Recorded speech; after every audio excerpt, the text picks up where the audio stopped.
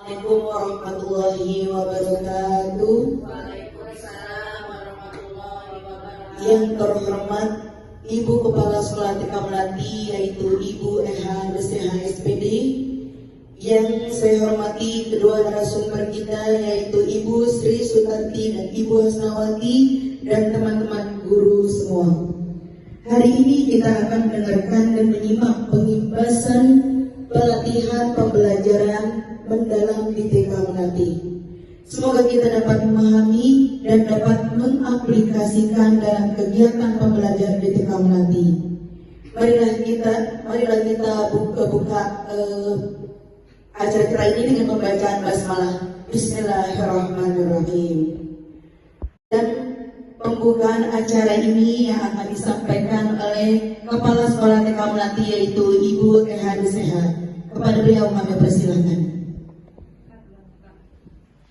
Assalamualaikum warahmatullahi wabarakatuh.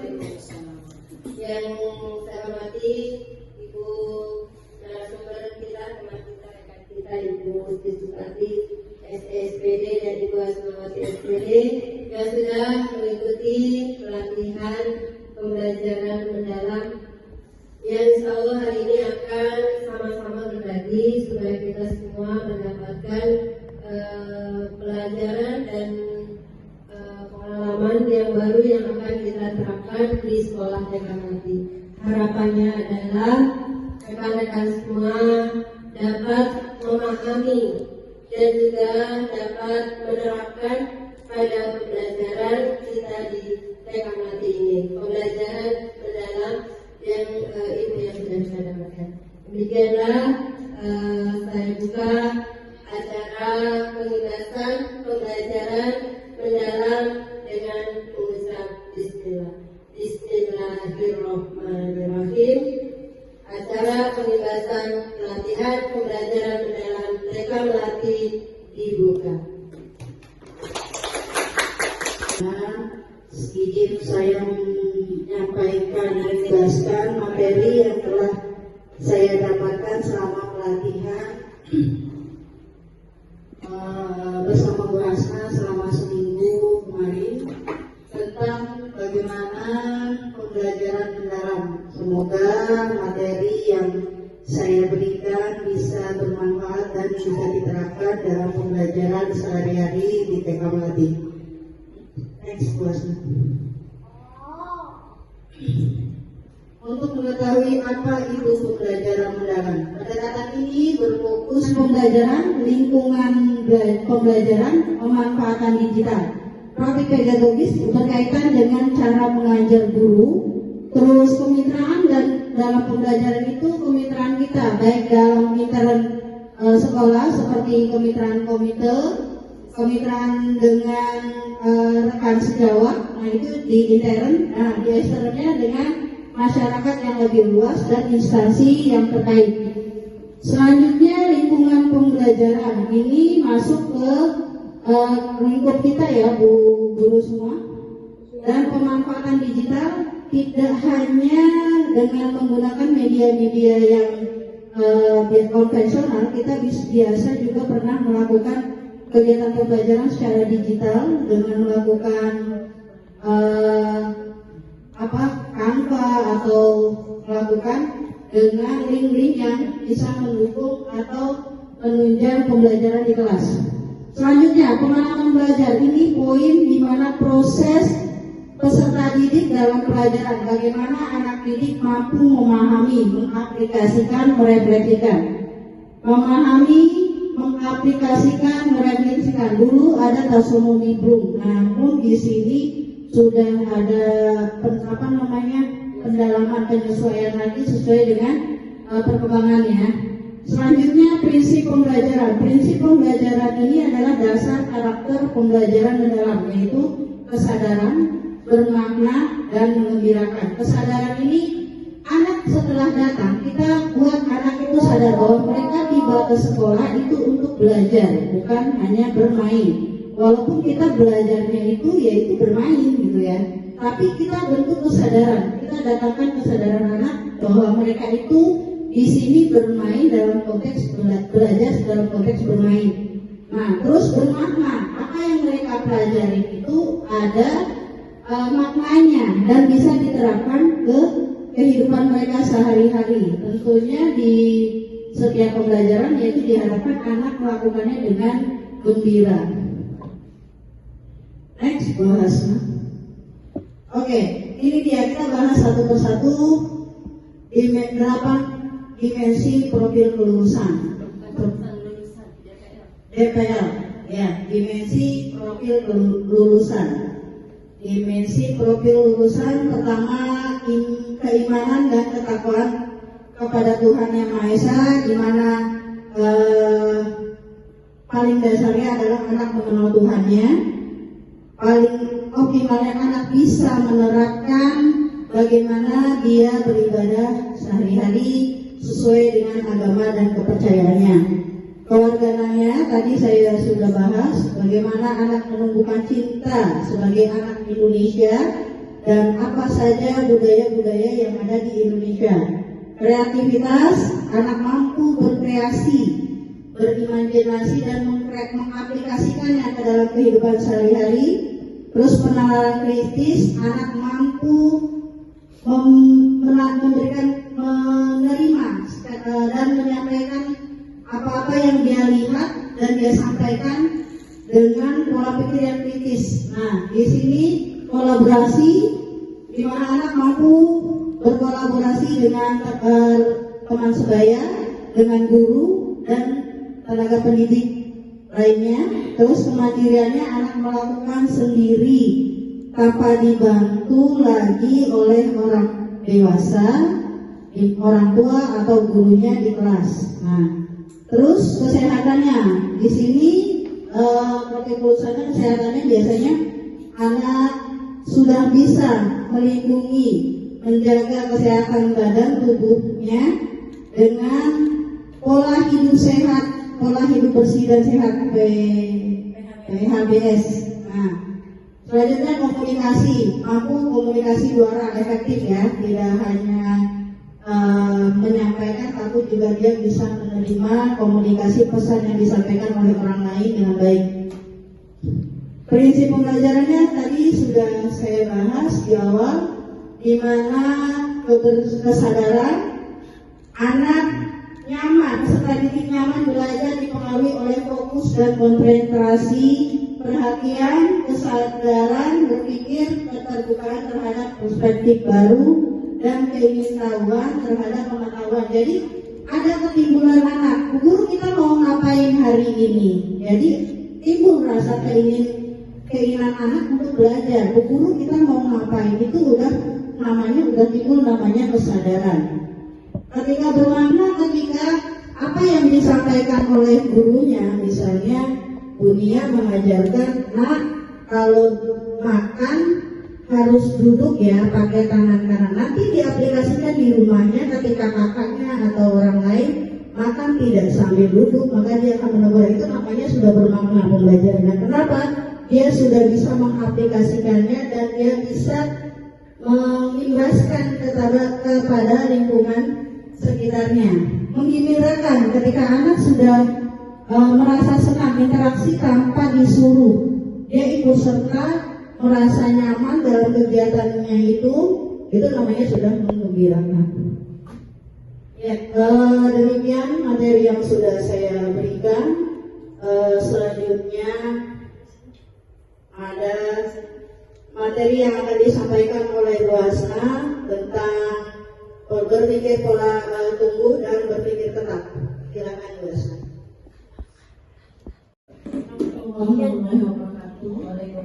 Baik, lanjutkan bahwa dari sambungan yang tadi sebelumnya kita akan mulai di pola pikir bertumbuh.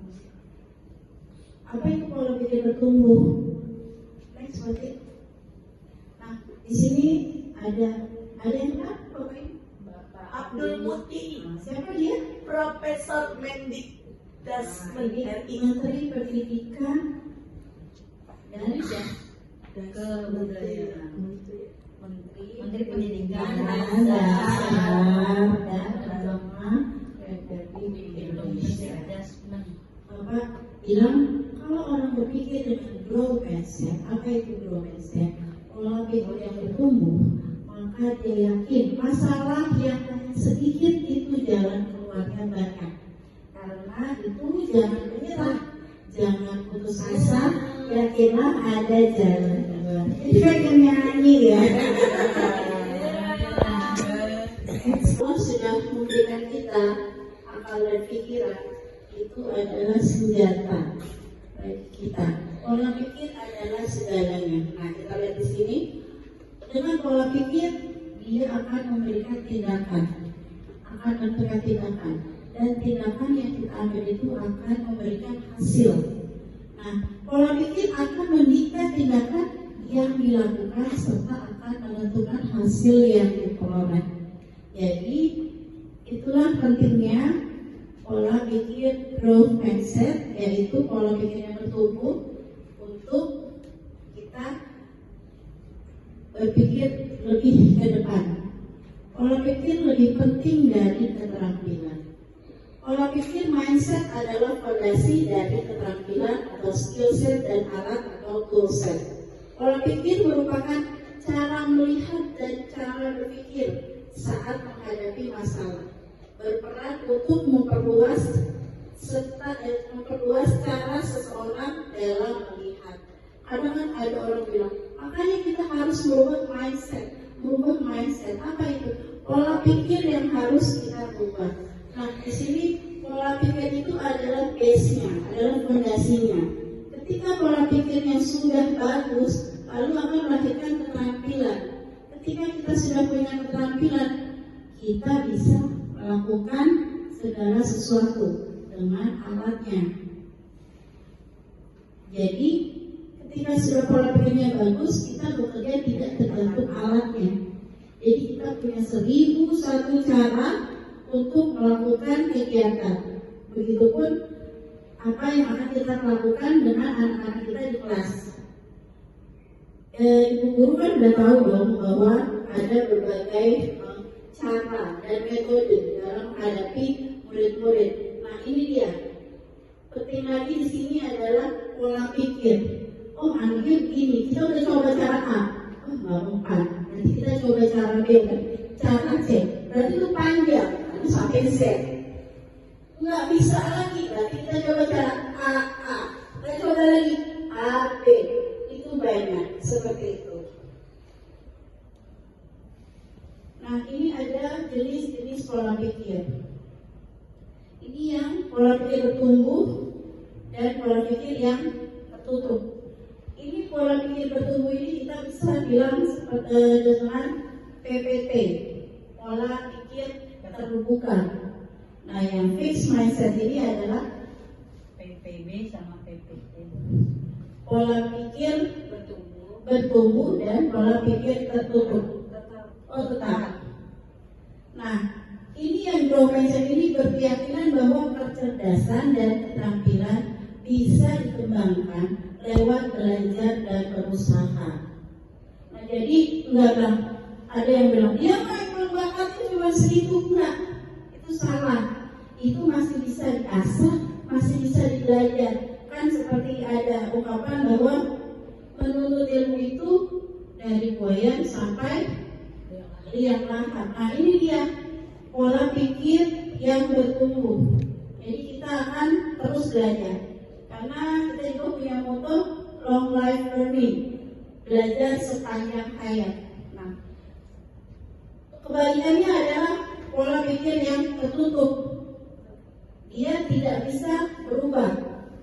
Dia berkeyakinan bahwa kecerdasan dan keterampilan bersifat tetap dan tidak dapat dirubah. Ya udah, kayak misalnya, ya udah, kalau gini-gini aja, udah nggak bakalan bisa berubah.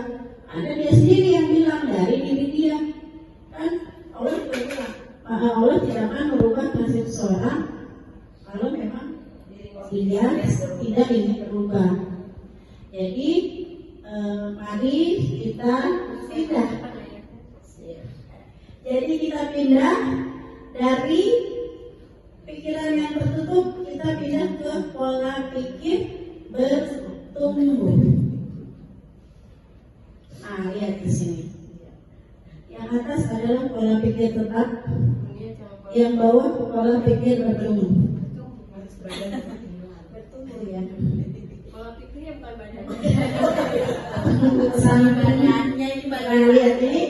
Ketika pola pikir tetap dan pola pikir bertumbuh menghadapi challenge, dia menghadapi tantangan. Nah, pola pikir bertumbuhnya dia akan menerima.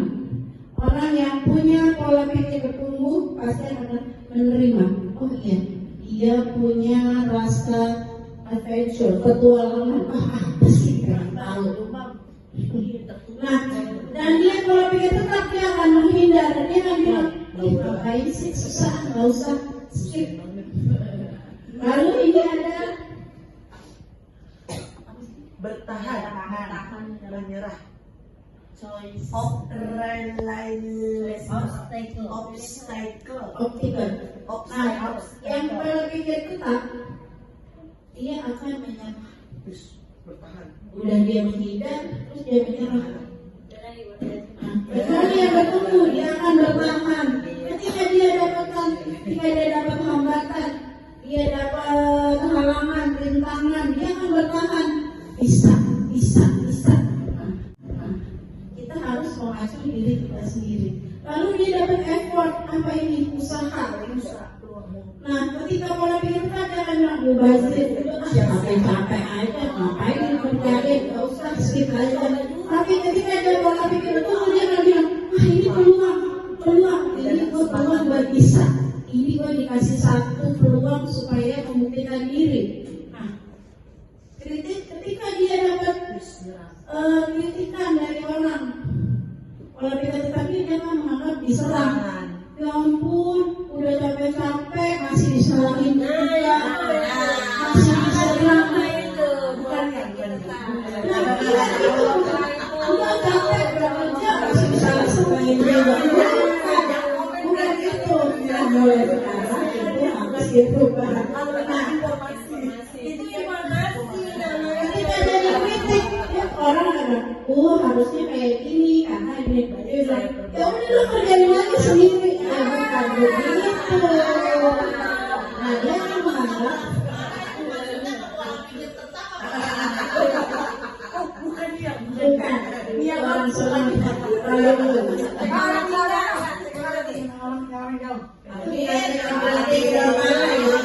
Nah, dia akan menganggap itu sebagai satu informasi. Lalu sukses others, Sukses yang lainnya. ketika pola pikir tetap dia akan ancaman. Ini apa? Busen lagi nih, apa lagi gitu kan? Ini apa lagi? Ini tadi di depan udah susah. Ini ada lagi nih, apa lagi? Nggak usah. Skip aja. Dia mau selalu terinspirasi. Karena kalau itu bertumbuh, dia akan itu mengalami sebagai inspirasi. Nah, ini harus dicoba lagi. Gitu kan? Sukses itu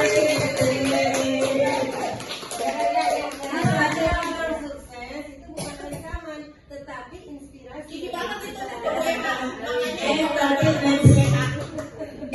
Coach. Iya. Makanya sampai dia gitu. Mariati banget kamu. Mariati. Menjadi pola pikir yang bertumbuh. Belajar cara menghargai suara PPT. Suara PPT itu adalah pola pikir suara yang menimbulkan kekhawatiran dalam menghadapi tantangan. Jadi pembahasan saya pertama ini nggak batuk kalau begini. Ada gibahnya. Jadi suara yang menimbulkan kekhawatiran. Karena di kepala kita sebenarnya nggak usah kan begini. Nah, kita begini, Pasti dia capek begini. nih, pasti dia capek. Nggak usah kita tidak disalahin nih. Ntar susah nih nyarinya. Jangan begitu. Kita ganti bahwa sadari bahwa kita punya pilihan. Berbicara dengan suara yang bertumbuh. Suara yang menimbulkan optimisme dalam menghadapi tantangan. Menguntungkan. Saya masuk sekolah ini bertumbuh. Kita pilih yang menguntungkan. Besar-besar ya. Itu namanya oportunis, bukan option. Itu versinya Bu. Lihat lagi. Lanjut. Nah, ininya. Coba bisa dilihat saya yang Kalau mana? kepanjangan nggak bisa dikirim loh itu. Harus dikasih pengajian. Dekat Saya yang mana? Suara beda, Pak. Kalau saya nggak tahu, berarti saya tidak mampu. Jangan panjang 30 dia. Maka kalau ada fit bertumbuh, kalau saya nggak tahu, berarti saya harus Tangan kiri kelingking, tangan kanan yang jempol, diputar-putar yuk, diputar-putar yuk, diputar-putar yuk, diputar-putar yuk. Tangan di depan, tangan kanan di hidung, tangan kiri di telinga, diputar-putar. Tangan yang jempol, tangan kiri, ditembak, Ditembak-tembak. Dengar. Ditembak-tembak. Dengar. Ditembak-tembak. Oh, jangan. Yuk, siap, kita mau mengenalkan arah pada anak-anak. Kita jadikan lagu SD King. Yang pertama arah kanan, arah kiri. Yang pertama ke depan, yang kedua, ketiga ke belakang. 4 kali. Siap, kanan 2 kali, kiri 2 kali. Siap, 1, 2, 3. Kanan, kanan, kanan. Kiri, kiri, kiri.